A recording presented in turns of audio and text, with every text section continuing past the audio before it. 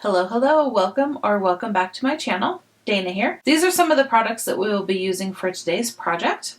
We'll be using some Distress Oxide inks in Antique Linen and Milled Lavender, and then VersaFine Clair in Fallen Leaves.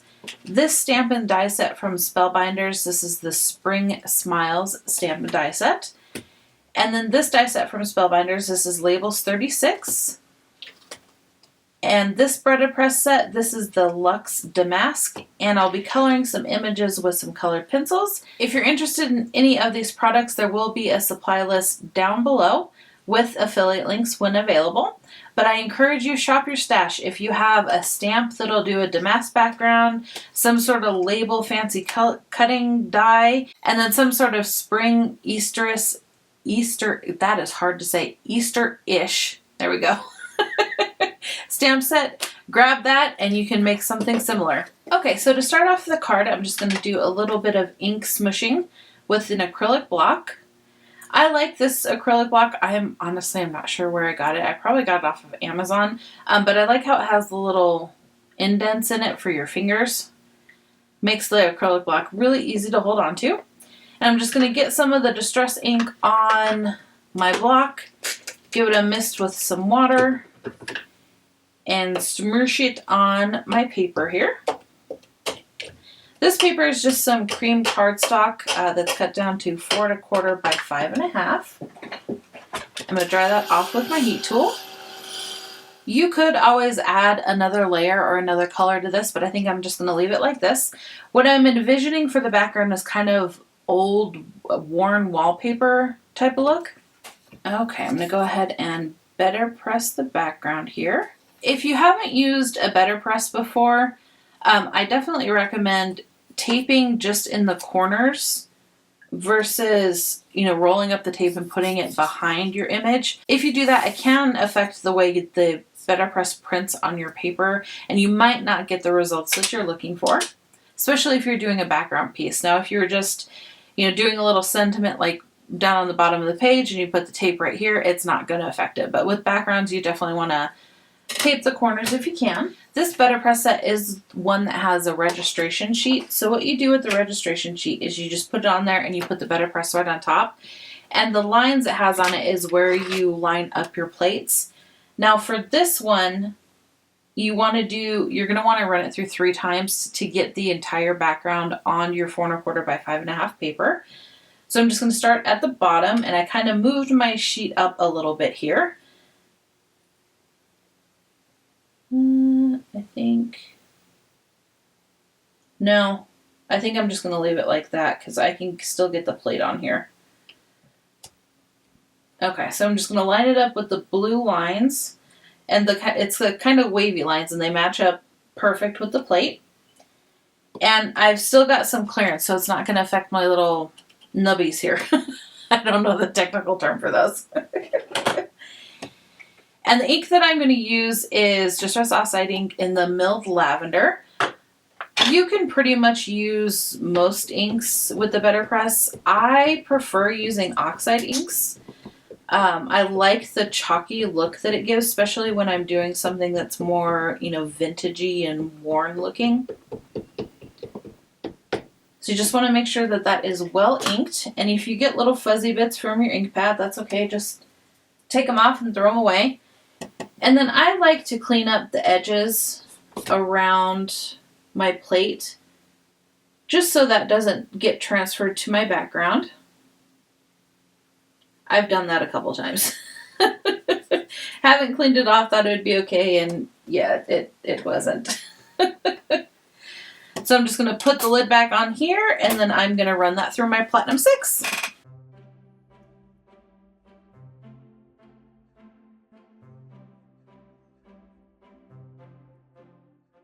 Okay, so here is our first pass. So you can see it just got the bottom there, which is exactly what I wanted. I'm going to clean off my plate here.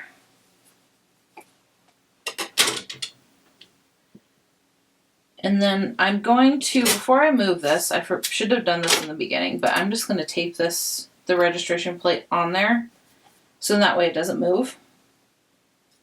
And I'm just going to grab my plate, move it up, line it up with the next spot.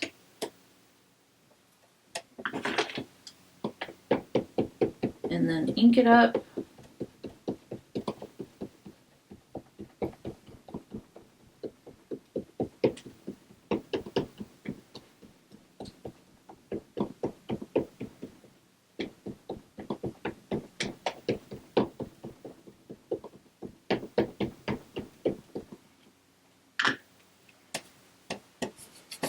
And then clean off the edges a bit. Now, if you're using a big towel like I am, you just want to make sure that you're not rubbing on the plate with the rest of the towel here. So I'm just kind of holding it out of the way. There we go. Stick that on again and then run it through. Okay. There's the second pass. Oh, I had a little ink goober that I didn't see. That's okay. That'll probably end up be covered up anyway. Okay. So then again, I'm just going to wipe the extra ink off here. Move this up. And then this one, since we're at the top of the registration sheet, you want to line it up on the bottom little loopies here. And there's a line for that.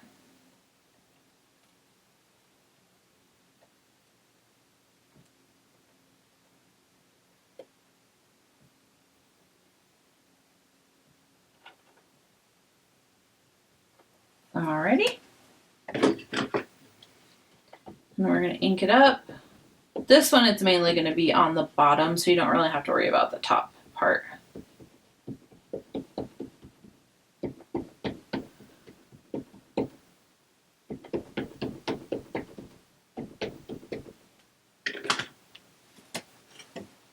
Then clean it up.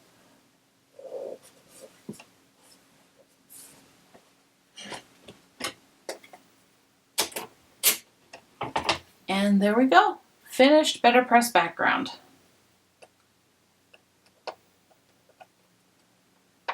And you just want to remove your tape. This is low-tack tape, so I don't think it'll rip, but you kind of want to remove it gently just in case. And that's got ink on it, so I'm not going to reuse the tape.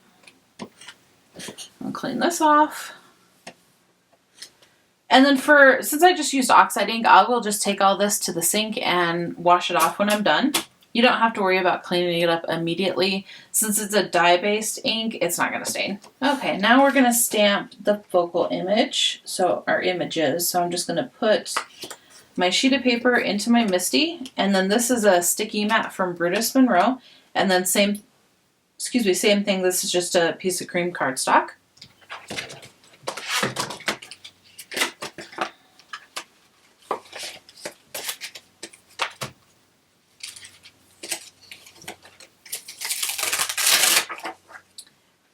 Okay, and I think I'm going to use that bunny. And these I am going to color and die cut, so you just want to be mindful of that when you're placing your images on. And that flower, that flower. I think I'm going to do warm Easter wishes for the sentiment.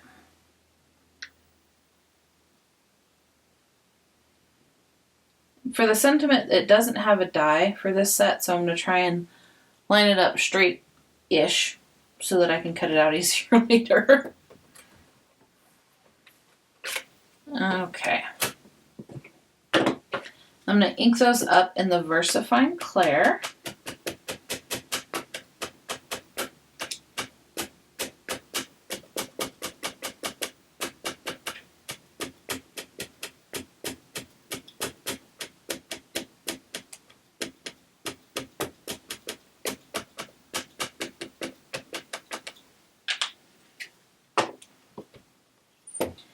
Press that down. Now, since these are relatively detailed stamps and they are clear stamps, I'm not pressing down a whole lot. I'm just kind of lightly touching it so the ink just kind of kisses, or the stamp just kind of kisses onto the paper. That way it doesn't squish the stamp so your lines don't look blown out. And I think we're good. So I'm just going to clean off my stamps here with my little chamois.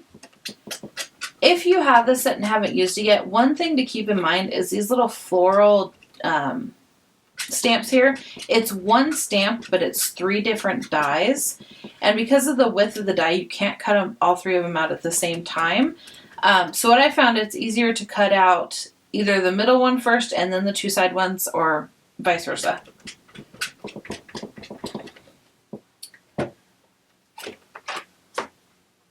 Okay, and since this is a pigment ink, I'm just going to set this aside to dry, and then to get it off of your sticky mats, remember you want to fold the sticky mat and the paper will pop off. While the images are drying, I'm going to go ahead and cut out the matte piece that I want to place my focal images on, and I'm going to do that using some mulberry paper.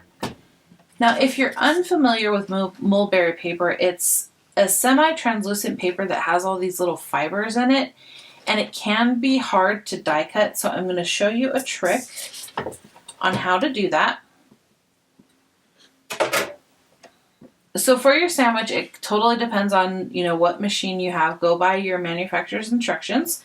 You'll want to place a sheet. This is just a half sheet of just normal copy paper, and then the mulberry paper, and then place your die on top of that. I'm going to move this up a little bit just so it hits the center there.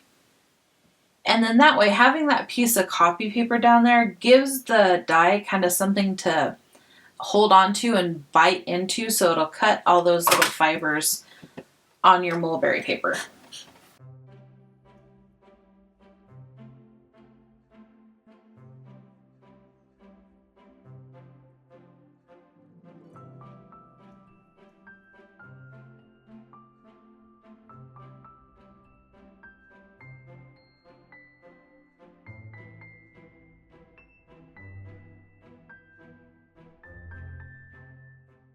And I ran that through back and forth just to be on the safe side.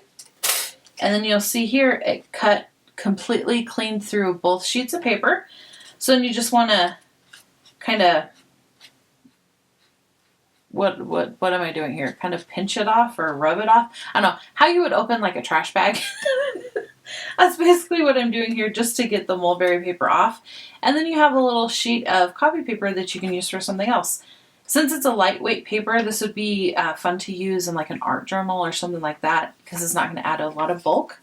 Okay, and then off camera, after my images dried, I just colored these in with my colored pencils and then blended it out a little bit with some Gamsol.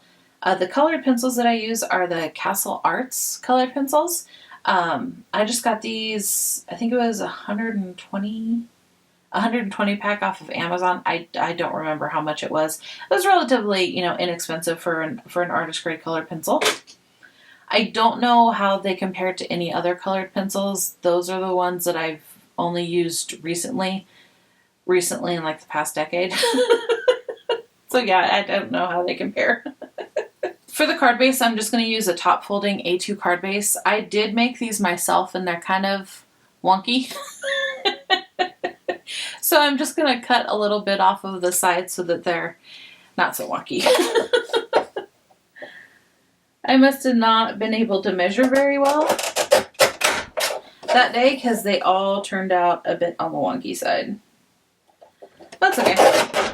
Just cut a smidgen off of the sides here and nobody will ever know.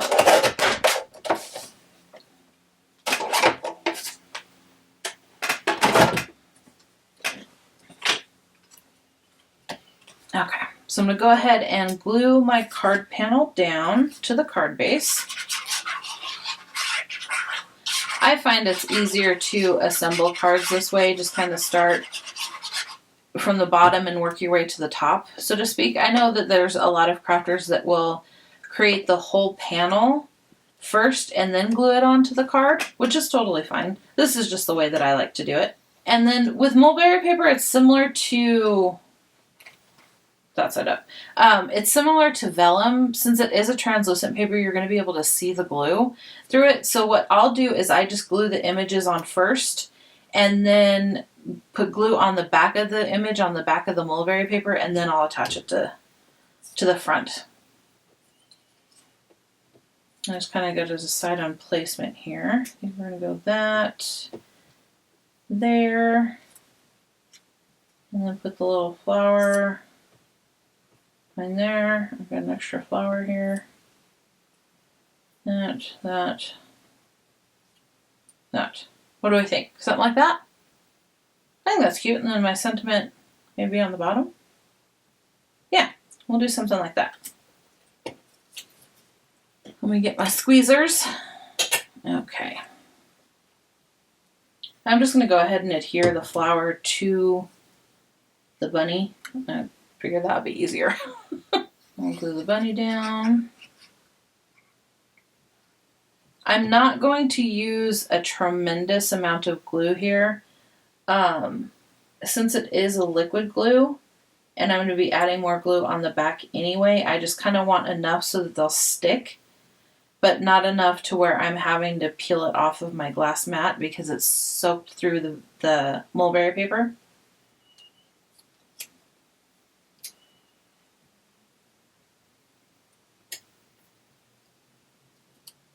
Yeah, something like that.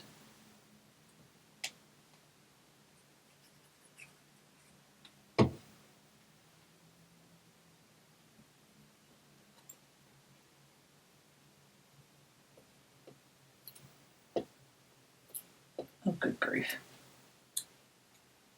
My fingers are not working today.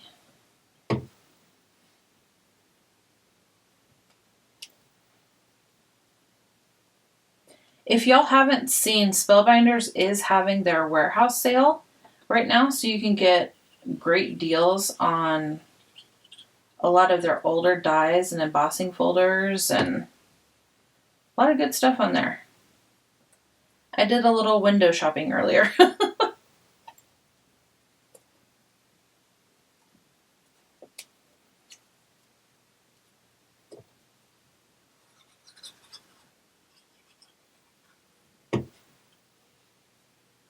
And that there, I think. Okay, let's see. Do I have to peel this off? A little bit.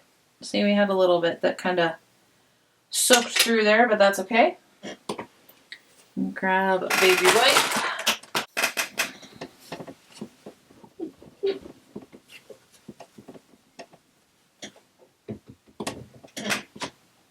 Dry that off with my flour sack towel. And there we go. You could also use microfiber cloths to clean. I don't like the feeling of microfiber cloths. So when Tim Holtz mentioned those flour sack cloths, I was on top of it. I went and bought like 3 packs. Because, yeah, me and microfiber cloths, nope, no thank you. Don't like the feel of them.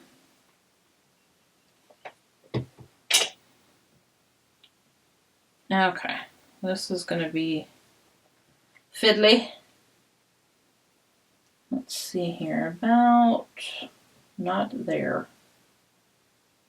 Uh-oh.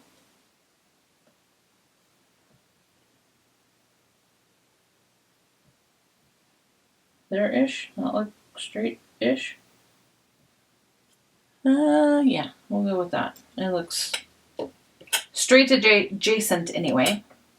I'm just going to use my paper trimmer to cut out the sentiment. I'm not great with scissors and paper. I was a hairstylist, well, still am technically a hairstylist. And I can cut hair straight. I can't cut paper straight to save my life, so thank goodness for paper trimmers.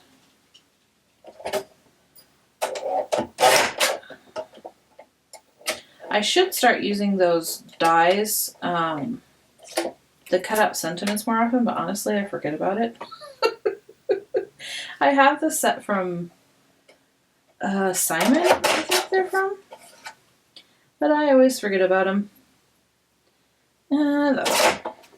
I'm okay with the top being a little bigger. If I try and make it not so much bigger, I'm going to screw it up. So we'll go with that. Okay, what do we think? Just kind of on the bottom there? Yeah, I think that's cute. I think I'm going to distress around the edges just a smidge. My little distress tool here.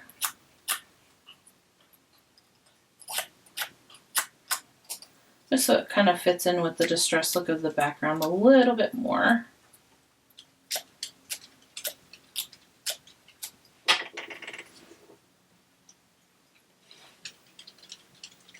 Yeah, and then I'm just going to glue that down with the liquid glue. You could pop it up on foam if you wanted to.